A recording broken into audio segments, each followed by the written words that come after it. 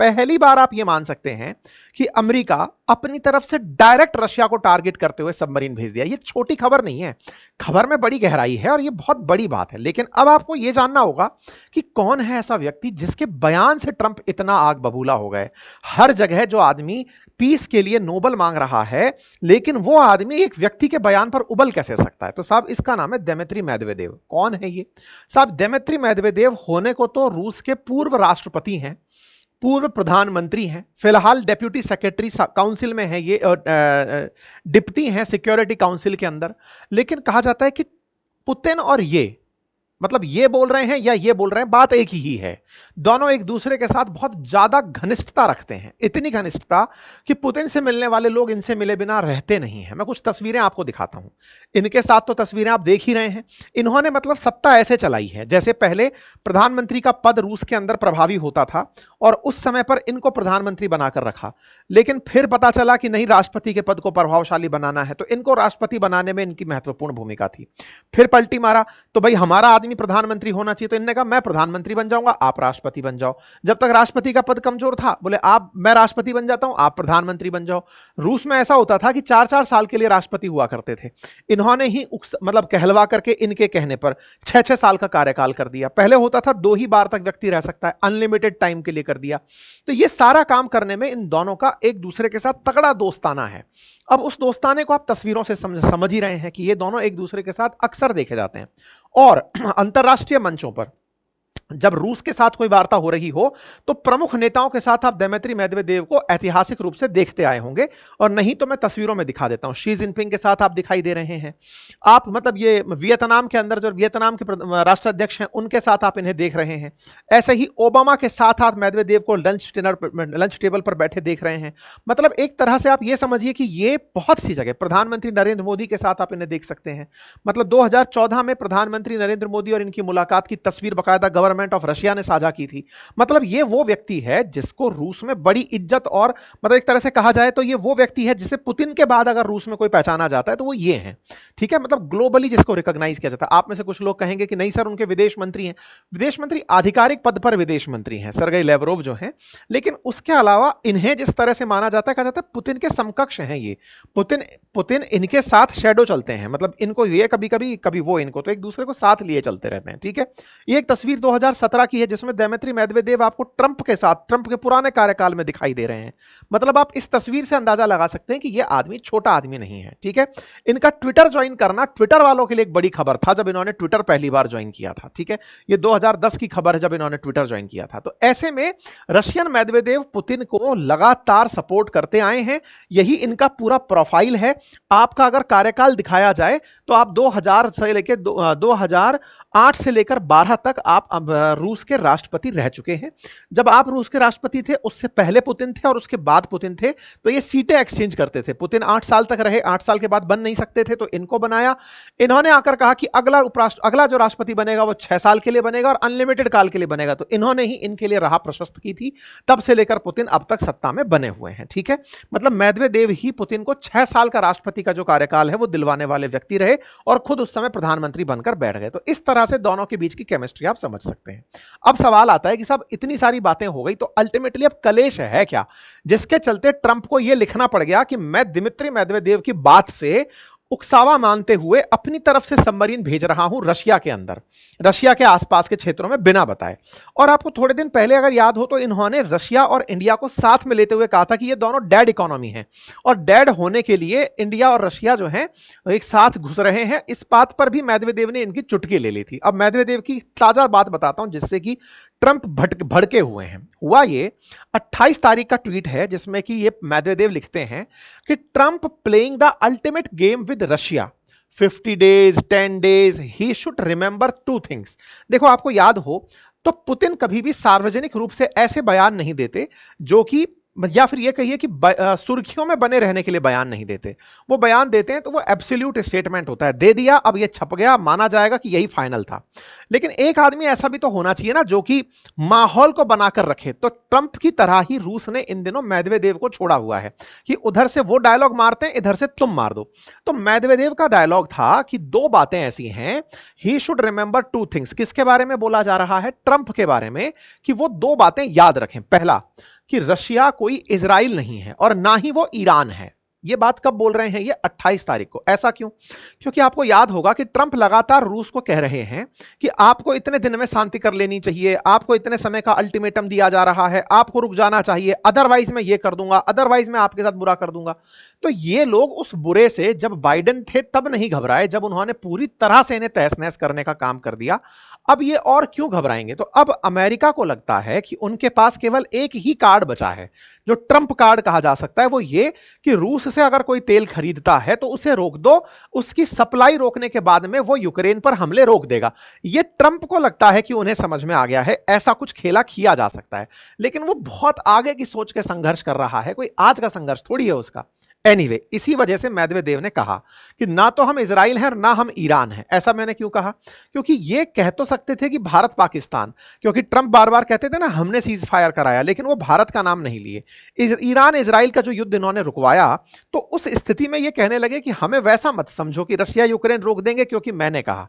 इसका मतलब साफ संदेश था कि युद्ध रोकने के लिए हमारी तरफ उम्मीदों से मत देखना कि तुम्हारे कहने से रोक देंगे। दूसरा point, each new ultimatum is a threat. तुम ये जो बार बार हमें अल्टीमेटम देते हो ना, इतने दिन में रोक दो, इतने दिन में रोक दो, मैं इसे थ्रेट ही मानता हूं और मानता हूं कि ये अगला कदम अब युद्ध के लिए ही उठ रहा है। Not between Russia and Ukraine but on his own country. याद रखना, ये जो अल्टीमेटम तुम दिए जा रहे हो, इतने दिन में रोक दो, इतने दिन में रोक दो, ये रशिया यूक्रेन के बीच में युद्ध को नहीं बढ़ा रहा है, अब ये अमेरिका और रशिया के बीच में युद्ध बढ़ा रहा है, ध्यान रखना। तो बोल ये रहे हैं, शब्द किसके हैं? पुतिन के। क्यों बोला जा रहा है? ताकि ट्रंप को उन्हीं के अंदाज में जवाब दिया जा सके। तो इनने जवाब दे दिया। अब जब इनने जवाब दे दिया कि अमेरिका से युद्ध करने के लिए हम तैयार हैं, इससे ट्रंप बौखला गए। ये बौखलाहट ही थी जिसमें ये कह रहे थे कि भाई साहब, आई हैव ऑर्डर्ड, ये in just in case these foolish and inflammatory statement are more than just that. मतलब ये इस बयान को जो ये खुद देते थे ट्रंप, उनको उससे कोई दिक्कत नहीं थी, मेदवेदेव ने दे दिए। तो बोले तू ऐसा क्यों बोल गया, अब देख मैं क्या कर सकता हूं। तो वो जो अब देख मैं क्या कर सकता हूं वो हुआ। लेकिन ट्रंप की जमात में ट्रंप जैसे कई हैं, उनमें से ये लिंडसे जो ग्राहम हैं, जिन्होंने 500% टैरिफ भारत और चाइना पर लगाने की कहा था, जो तेल मंगाते हैं रूस से, उनका बयान आता है मेदवेदेव के ऊपर। फिर वही बात। तो एक तरह से ट्रंप डायरेक्ट मेदवेदेव से ना उलझते हुए लिंडसे को छोड़ दिया कि जा लिंडसे तुम बोलो, तो लिंडसे गए। तो ये जाकर के रशिया की तरफ, रशिया को बोलने लगे, to those in Russia who believes that president Trump is not serious about ending the blood bath between Russia and Ukraine, you and your customer will soon. अब ये जो पॉइंट है ना साहब, आप और आपके ग्राहक, ग्राहक कौन है? अपन लोग, इंडिया वाले और चाइना वाले। और ये इसी आदमी का था ना बयान, आपको याद होगा, सबसे पहले यही बोला था 500% टैरिफ लगा दो अगर युद्ध रुकवाना है। तो will soon win sadly mistaken, मतलब उन्हें will soon be sadly mistaken, you will also soon see that Joe Biden is no longer president. तुम बाइडेन के समय में कर लिए होंगे युद्ध, अब ये ट्रंप का काल है, तुम नहीं कर पाओगे और तुम्हारे मित्रों को ये रियलाइज होगा कि उन्होंने गलती कर दी है। ये कौन से दिन की बात है? 29 जुलाई की बात है भाई साहब। ये कलेश आजकल के ही कलेश हैं। जिस समय प्रधानमंत्री के बयान हो रहे हैं उस समय चल रहा है ये सब बयानबाजी चल रही है धड़ाम धड़। ऐसे में इनको यह बताया जाता है कि सर आपकी तो बेइज्जती प्रधानमंत्री मोदी ने कर दी, भारत ने साफ कह दिया कि हम नहीं मानते। इधर की तरफ से मेदवेदेव कह के बैठे पड़े हैं कि तुम अपने आप को ज्यादा मत समझो, हम तुमको कुछ नहीं मानते। भाई साहब इनसे रहा नहीं गया। इन्होंने तुरंत प्रभाव से कहा कि मैं अपनी तरफ से न्यूक्लियर सबमरीन भेज रहा हूं रशिया, क्या पता कब कुछ हो जाए। और भाई साहब ये मैसेंजर ऑफ पीस वाला व्यक्ति अचानक पीस की जगह भूल गया और युद्ध के लिए अपनी तरफ से सबमरीन भेज दिया। जो जानते हैं वो बेहतर है, नहीं जानते उन्हें बता दूं, पानी में डूबकर चलने वाला वो जहाज जो युद्ध के पर्पज से बनाया गया है, इसे पनडुब्बी कहते हैं क्योंकि पानी में डूबकर चलता है। दुश्मन को ना पता चले इसलिए इसमें तकनीकियों में परिवर्तन किया जाता रहता है। दुश्मन पता लगाने के लिए जनरली साउंड रेंजिंग डिटेक्शन, जैसे कि सोनार पद्धति कहते हैं, उसका उपयोग करता है। लेकिन सोनार का भी पता तभी होता है जब साउंड वेव्स भेजी जाएं और वो टकराकर वापस लौट कर आएं। लेकिन ये आभास पूर्वाभास ना हो इसलिए सबमरीन को बिल्कुल साइलेंट बनाने का प्रयास किया जाता है, क्योंकि पानी में इतना गहराई से डूबकर चलती है कि आपको ऊपर से पता नहीं चलता कि नीचे से कोई जहाज निकल गया।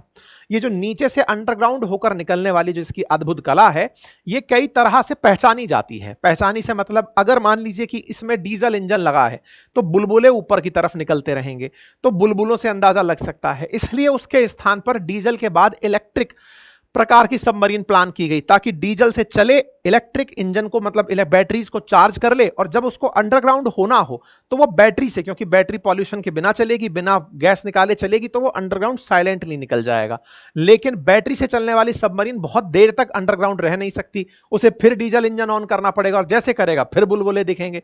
तो डीजल से इलेक्ट्रिक अपने आप में एक उन्नत तकनीक थी। उसके बाद तकनीकियों में परिवर्तन हुआ और फिर न्यूक्लियर रिएक्टर से चलने वाली सबमरीन्स आई, जिनमें कोई पॉल्यूशन गैस के रूप में नहीं था। जब गैस के रूप में नहीं था तो ये साइलेंटली चलने की स्थिति में हुआ करती थी और दुनिया में होड़ मच गई न्यूक्लियर सबमरीन बनाने की। अब दो बातें हैं, न्यूक्लियर सबमरीन और nuclear capable submarine. Nuclear submarine बोले तो जो चलने में न्यूक्लियर रिएक्टर की ऊर्जा का उपयोग करे, और न्यूक्लियर कैपेबल का मतलब है कि भले ही वो चलने वाली डीजल सबमरीन हो या डीजल इलेक्ट्रिक हो, लेकिन न्यूक्लियर बम फेंक सके। तो ये बात जो बम फेंकने की है ये तो किसी में भी हो सकती है, मतलब वो कैपेबिलिटीज है, विकसित की जा सकती हैं। लेकिन रिएक्टर से चलने वाली सबमरीन बनाना ये अपने आप में एक उन्नत तकनीक मानी जाती है। कहा जाता है कि ये फिर स्टेल्थ प्रकार की हो गई कि आप पकड़ नहीं सकते इसे, ठीक है। तो इन्होंने अपनी तरफ से न्यूक्लियर सबमरीन भेजी है, अर्थात जो पकड़ में ना आ सके वो सबमरीन भेजी है। तो उम्मीद है आपको टाइप ऑफ सबमरीन बेसिक तरीके से, फिर हथियार फेंकने के आधार पर कि यहां से निकला हथियार घूमकर जाता है या सीधा जाके मारता है, तो क्रूज है या बैलिस्टिक है, इस तरह से यहां से चीजें निकलकर आती हैं। बात सबमरीन की हो तो अमेरिका के पास कुल 71 सबमरीन रिपोर्टेड हैं। उनमें से 14 जो है वो बैलिस्टिक मिसाइल यानी कि फेंकेंगी तो मिसाइल पैराबोलिक पाथ में जाकर के अटैक करेंगे, और 53 जो है ना वो न्यूक्लियर संचालित यानी जिसको मैंने कहा न्यूक्लियर रिएक्टर से जो चल रही हैं वो पनडुब्बियां हैं, और 4 गाइडेड मिसाइल पनडुब्बियां इनके पास शामिल हैं। अमेरिकी पनडुब्बियों की कई क्लास हैं, ओईओ, ये हालांकि आपको जानने का फिलहाल तो वक्त वो नहीं है, लेकिन जान लीजिए 4 टाइप की इनके पास सबमरीन होती हैं। इनका कंटेंट आपको हमारी वेबसाइट अंकिtinspireindia.com पर और अपनी पाठशाला.com पर मिल जाता है, ठीक है। अच्छा, अब क्या बात आती है कि साहब रशिया के पास क्या हाल है। रशिया के पास जैसे इनके पास 71 है तो इनके पास 64 सबमरीन है इस समय सर्विस में, और इनके पास न्यूक्लियर पावर्ड सबमरीन्स में 14 सबमरीन्स ऐसी हैं जो न्यूक्लियर पावर्ड हैं, और 11 वो हैं जो क्रूज मिसाइल चला सकती हैं और न्यूक्लियर पावर्ड हैं। मतलब टेक्नोलॉजी में कहीं रूस पीछे नहीं है। अब सवाल यह आता है कि रूस के पास भी तकनीकी है और अमेरिका के पास भी तकनीकी है, दोनों ही परमाणु शक्ति संपन्न और दुनिया में सबसे ज्यादा परमाणु हथियार रखने वाले देश हैं। ऐसे में दोनों का आमना सामना यह होना केवल ध्यान बटाने की कला है या फिर ट्रंप सद्बुद्धि खो चुके हैं। क्यों ऐसा कहा जा रहा है? क्योंकि यह सबको पता है कि यदि इन दो देशों के बीच में युद्ध होता है तो कुछ बचेगा नहीं। लगभग 5000 के आसपास अमेरिका और उतने ही लगभग रूस न्यूक्लियर बम लेकर बैठा है। अगर फेंकने पर आए तो दोनों देश छलनी कर देंगे। ऐसे में दिक्कत यह है कि यह केवल ध्यान बटाना ज्यादा लग रहा है। युद्ध करने की स्थिति में ना तो रूस है और ना ही अमेरिका। उन्हें पता है कि हम दोनों एक दूसरे पर न्यूक्लियर बम नहीं फेंक सकते, और जब नहीं फेंक सकते तो बेहतर है कि हम शांति से रहें और यह मानकर चलें कि भाई धमका लिया, दुनिया का ध्यान बटा लिया। अब आपके दिमाग में आएगा कि ध्यान बटाने की बात आई कहां से, हुआ क्या? अभी 2 दिन पहले अगर आपको ध्यान हो, हालांकि हमने इसके ऊपर ट्वीट किया था, आप हमें ट्विटर पे फॉलो कर सकते हैं, अंकित कुमार अवस्थी वेरीफाइड अकाउंट है हमारा। वहां पर हमने बताया था कि जापान के तट के नजदीक प्रशांत महासागर में जहां पर पैसिफिक रिंग ऑफ फायर बनती है, जहां पर अर्थक्वेक बहुत आते हैं, अर्थक्वेक वाली जगह पर समुद्र में तूफान आया है। अर्थक्वेक जब समुद्र के अंदर आता है तो उसे सुनामी जनरेट होती है, यानी समुद्र की लहरें बहुत तेजी से तटों पर जाकर टकराती हैं। इतनी तेज टकराती हैं कि कई बार तो उनसे पूरा पूरा शहर तबाह हो जाता है, जैसे जापान के साथ हुआ था जब जापान में सुनामी आई। तो इस बार थोड़े दिन पहले, 2 दिन पहले ही ऐसा हुआ कि समुद्र के अंदर सुनामी का अलर्ट आया, और सुनामी के अलर्ट से कहा गया कि जो सबमरीन रशिया के अंदर पैसिफिक ओशन के तट पर खड़ी थी उनको बड़ा नुकसान हुआ। तो एक तो तात्कालिक कारण यह बताया जा रहा है कि इनकी सबमरीन को नुकसान हुआ है, इसलिए अमेरिका अपनी तरफ से सबमरीन भेजकर इन्हें डरा रहा है। यह रिपोर्टेड है, इसका कोई तर्क नहीं है, कोई देश अपनी हालत खराब नहीं बताता है, ठीक है। रशियन सबमरीन खराब हुई नहीं हुई ये न्यूज में आने लगा, इसका कोई तर्क अभी तक निकलकर नहीं आया है। कहा जा रहा है कि इन्होंने जो कामचटका के आसपास वाला एरिया था वहां पर सबमरीन को नुकसान हुआ है। एक तो कारण यह बताया जा रहा है। दूसरा कारण क्या है? असल में हो क्या रहा है ना, ट्रंप धीरे धीरे अपने देश में लोकप्रियता में कम होते जा रहे हैं। लोकप्रियता कम होने का बड़ा कारण है इनके रवैयों का लगातार बदलना। उससे अमेरिकियों को बड़ा नुकसान हो रहा है। जिस तरह से हमें लग रहा है कि हमारा व्यापार प्रभावित होगा अमेरिका से अगर टैरिफ हम पर लगते हैं, लेकिन उससे भी उलट एक बात यह है कि अमेरिकियों को भी तो ओवरऑल महंगा सामान खरीदना पड़ेगा। जब अमेरिकी महंगा खरीदेंगे तो अमेरिकियों के लिए तो महंगाई बढ़ेगी ही ना। दुनिया के हर देश पर आप कुछ ना कुछ टैरिफ लाद रहे हो, तो ऐसे अमेरिका को तो यह माल महंगा ही पड़ेगा। इससे अमेरिकी लोग जो हैं या फिर इनके जो अगेंस्ट वाले जो लोग हैं यानी डेमोक्रेट्स जो हैं, वो इनके खिलाफ हो रहे हैं। और अभी थोड़े दिन पहले इलॉन मस्क आपको मालूम है ही, वो इनके खिलाफ हो ही चुका है, अलग पार्टी बना चुका है। तो ऐसे में इनकी लोकप्रियता का जो ग्राफ है वो धीरे धीरे गिर रहा है। तो पैसे मैसेंजर ऑफ पीस के नाम पर ये जो नोबेल प्राप्त करने का पागलपन सनक सवार किए हुए हैं, ये अब मजाक का विषय अमेरिका में भी बन रहा है। ऐसे में ये उस इमेज से लड़ना चाहते हैं कि नहीं, ये मत समझो, आवश्यक पड़ा तो हम युद्ध भी करेंगे, ठीक है। तो ये जो लिंडसे वाली जो बात है ना कि भाई ओबामा मत समझो, बाइडेन मत समझो, हम युद्ध कर सकते हैं, इस तरह से। तो ये कुछ ट्वीट्स हैं जिसमें बार बार ये कहा जा रहा है कि ये वो व्यक्ति है जो आया था ये कहने के लिए कि मैं युद्ध रुकवाऊंगा, वर्ल्ड वॉर 3 तो ओबामा बाइडेन करवाने वाले थे, आज ये खुद सबमरीन भेज रहा है। तो इनका अलग तरीके से क्रिटिसिज्म चल रहा है। खैर, इनकी बातों पर लोग अब इतना वो नहीं कर रहे हैं। अमेरिका में इनका जो अप्रूवल रेटिंग है ना यूएस के अंदर, वो धीरे धीरे गिर रहा है ट्रंप का, जिससे ये बहुत ज्यादा प्रभावित हो रहे हैं। और तीसरा जो बड़ा कारण है वो क्या है, अमेरिका में इन्होंने जिस तरह से ये टैरिफ गेम खेला, लोगों को बाहर निकालने का प्रयास किया, अपने देश से बाहर फेंका, ये सारा काम जो कर रहे थे, इससे अमेरिका के अंदर जॉब के अंदर कटौती आ गई। 73,000 जॉब ही फिलहाल जुलाई मंथ में नई जुड़ पाई हैं, जिसके चलते अमेरिका में जॉब क्राइसिस है। मतलब जॉब के अंदर अनएम्प्लॉयमेंट रेट 4.2% के हिसाब से अमेरिका में बढ़ रही है। आप में से कुछ लोग तत्काल प्रभाव से निकल कर आएंगे और मुझे कमेंट में कहेंगे आपको अपना नहीं दिखता, इंडिया के हाल क्या है। भाई, इंडिया डेवलपिंग कंट्री है, वो डेवलप्ड कंट्री है। डेवलपिंग कंट्रीज का ग्रोथ रेट तेज होता है, जैसे भारत का 6.5%। डेवलप्ड कंट्रीज का ग्रोथ रेट कम होता है। ऑब्वियस सी बात है, 100 किसी के पास है और किसी के पास एक है, 1 से 2 बनाने में फिर भी लगता है कि जल्दी बन जाएगा, 100 से 200 होने में थोड़ा टाइम लगेगा। डेवलप्ड कंट्रीज अगर ग्रोथ रेट में धीरे हैं तो वो समझ में आता है, लेकिन अनएम्प्लॉयमेंट रेट अगर ज्यादा है तो उनके साथ संकट खड़ा होता है। यही कारण है कि इनके यहां की अनएम्प्लॉयमेंट रेट जो है वो बहुत ज्यादा इन दिनों नोटिस हुई है, 4.2% के आसपास है, जिसके चलते ट्रंप इतने नाराज हो गए कि जिस आदमी ने यह अनएम्प्लॉयमेंट रेट वाली न्यूज निकाली कि सर ये हुआ है, इनके लेबर मिनिस्ट्री ने इन्हें उसी को ही फायर कर दिया। ये आप खबर देख रहे हैं, राइट आफ्टर फायरिंग कमिश्नर। मतलब यहां पर देखिए, ट्रंप ने फायर कर दिया ऑफिशियल को, और यह खबर 1 अगस्त 2025 की आप देख रहे हैं, जिसने अमेरिका में यह कहा कि अनएम्प्लॉयमेंट ज्यादा हो गया है। ट्रंप ने उसे नौकरी से निकाल दिया कि तुम फर्जी आदमी हो, तुम चाहते ही नहीं हो कि हम कुछ अच्छा करें, ऐसा कह के उसे नौकरी से निकाल दिया। तो एक तरह से अमेरिकी महंगाई में चल रहे हैं, अमेरिकी बाजार पिटे हुए हैं, अनएम्प्लॉयमेंट बढ़ता जा रहा है। ऐसे में ये ध्यान बटाने के लिए ये सारे काम कर रहे हैं। टैरिफ की घोषणा के बाद में इनके बाजार में फिर से $1.1 ट्रिलियन साफ हो गया। क्यों? क्योंकि फिर से टैरिफ की सूचना आते ही इनका बाजार नीचे आ गया कि अब हमारी कंपनियों का क्या होगा, वो लोग हमसे बदला लेंगे, हमारा माल नहीं बिकेगा, हमारे साथ व्यापार नहीं होगा, फिर खराब हो जाएगा। तो पूरा लाल रेड ब्लड जो है वो इनके मार्केट में आ गया। तो कुल मिलाकर के अमेरिकियों का ध्यान बटाने के लिए कि चलो मैंने सबमरीन भेज दी, अब तुम चर्चा करो कि रूस और अमेरिका लड़ेंगे तो क्या होगा। देखो, नहीं लड़ेंगे, ये केवल ध्यान बटाने वाला काम है। तो उम्मीद है कि आप लोगों को इसका ये जो स्टंट है ये समझ में आया हो कि ये केवल ध्यान बटाने के लिए, न्यूज में बने रहने के लिए किया गया प्रयास है। बाकी आप सभी क्या सोचते हैं, अपनी राय कमेंट बॉक्स में जरूर रखें। फिलहाल के लिए इतना ही। जानकारी पसंद आई हो तो साथियों से साझा करें। साथियों, हमारा एक नया चैनल अंकित इंस्पायर्स राजस्थान है, जिसे जाकर आप जरूर चेक करें। उसका लिंक कमेंट बॉक्स में पिन है। वहां पर हम राजस्थान की खबरों का विश्लेषण, राजस्थान की राजनीति में चल रही सरगर्मियों पर खुली चर्चा कर रहे हैं। आप भी पहुंचें, और अगर आप राजस्थान से हैं तो उसे अवश्य सब्सक्राइब भी करें, ताकि राजस्थान में आपकी प्रेजेंस और अपनी चर्चाएं कुछ महत्वपूर्ण इनपुट्स ला पाएं। Thank you so much.